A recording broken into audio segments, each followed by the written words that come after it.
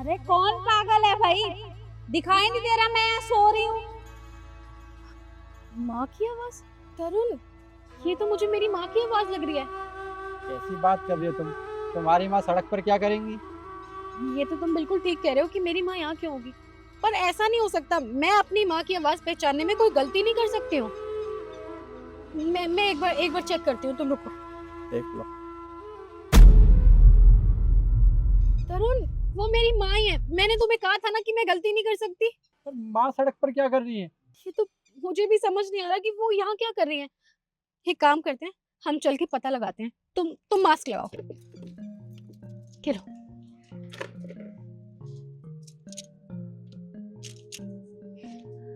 चलो।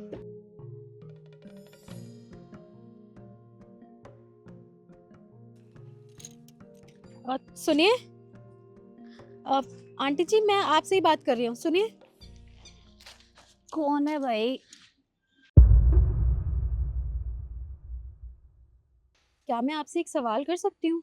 आप यहाँ पे ऐसे रोड पे क्यों सो रही हैं? आपका कोई घर परिवार नहीं है क्या? पर ये सब मैं तुम्हें क्यों बताऊं? और तुम हो कौन जो मुझसे सवाल जवाब कर रहे हो? देखिए, आपका सवाल बिल्कुल ठीक है, हम तो आपके लिए अननोन है ना, लेकिन आप हमें बता सकती हैं कि आप ऐसे यहाँ पे रोड पे क्यों सो रही हैं? क्या पता हम दोनों आपकी मदद कर सके। अरे बेटा, तुम दोनों मेरी मदद क्या करोगे? मेरी मदद तो मेरे बच्चों ने ही नहीं की, तो तुम तो फिर भी मेरे लिए पराये हो। पर तुम पूछ रही हो तो बता देती हूँ। 2 बच्चे हैं मेरे, एक लड़का है, एक लड़की है। बेटी की मैंने शादी कर दी, बड़े धूमधाम से की थी, बहुत बड़े घर में शादी की है उसकी। और बेटे के बारे में तो क्या ही बताऊं। उसने अपनी पत्नी की बातों में आकर मुझे घर से बाहर निकाल दिया, क्योंकि उसकी पत्नी आज के जमाने की है ना, मैं ठहरी पुराने जमाने की। मेरे ख्यालात और उसके विचार मिलते नहीं हैं। बस उसे मेरा रोकना टोकना अच्छा नहीं लगता था, तो उसने अपने पति को सिखा दिया और मुझे निकलवा दिया घर से। और दुख तो मुझे इस बात का है कि मेरे बेटे ने मेरे बारे में एक बार भी नहीं सोचा, एक बार भी ये नहीं सोचा कि माँ को घर से बाहर निकाल दूंगा तो वो कहाँ रहेंगी। पर कोई बात नहीं, अब पड़ी रहती हूँ इस रोड पर। यहाँ आने जाने वाले अगर कुछ खाने को दे देते हैं तो खा लेती हूँ, वरना भूखी सो जाती हूँ। तो आप अपनी बेटी के पास नहीं गई? मतलब उसे कॉल करके बताया नहीं आपने? ये बात मैं अपनी बेटी को नहीं बता सकती, क्योंकि मेरी बेटी मुझसे बहुत प्यार करती है। अगर उसे ये बात पता चलेगी तो वो सहन नहीं कर पाएगी और वो मुझे अपने साथ ले जाएगी। पर मैं उसके साथ नहीं जा सकती, क्योंकि मैं उसके ऊपर बोझ नहीं बनना चाहती। उसका भी ससुराल है, लोग लोग तरह तरह की बातें बनाएंगे। मेरी बेटी अभी ससुराल में बहुत खुश है, पर मैं वहां चली जाऊंगी तो वो खुश नहीं रहेगी, क्योंकि ये समाज किसी को खुश कहाँ रहने देता है।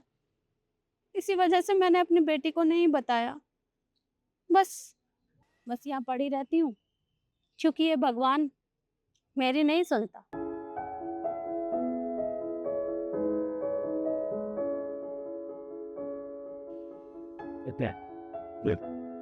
ईशु, दामाद जी,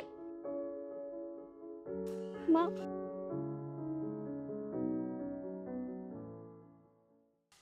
माँ, आपके साथ इतना सब कुछ हो गया और आपने बताना भी जरूरी नहीं समझा ना? कैसे बताती? अब तुझे बताया तो खामखा तेरी बदनामी हो जाती। मैं तुझे परेशान नहीं करना चाहती। माँ, ऐसी कोई बात नहीं है। और देखिए, जो कुछ भी आपके साथ हुआ उसे हम बदल नहीं सकते, लेकिन आप आज से मेरे घर में मेरे साथ रहेंगे और मैं आपकी कोई बात नहीं सुनूंगी।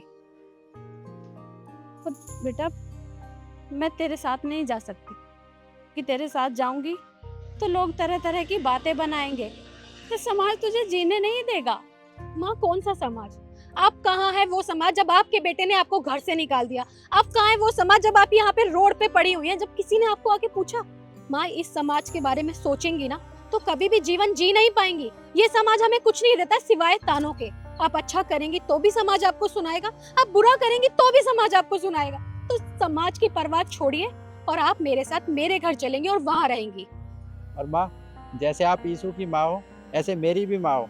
मैंने कभी भी अपनी माँ और आप में कोई फ़र्क नहीं समझा। और आपने सोच भी कैसे लिया कि आप हमारे घर में आओगे तो समाज में बदनामी हो जाएगी।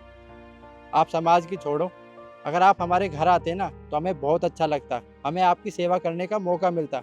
लेकिन नहीं, आपने समाज के बारे में सोचा, समाज के बारे में सोचा, तभी आप यहाँ सड़क पर लेटी हुई हो। यीशु, माँ को गाड़ी में बिठाओ। हाँ। और माँ बाप बच्चों पर कभी बोझ नहीं होते। माँ बाप की अहमियत उनसे पूछो जिनके माँ बाप नहीं होते। मैंने सही कहा ना? कमेंट में ज़रूर बताना।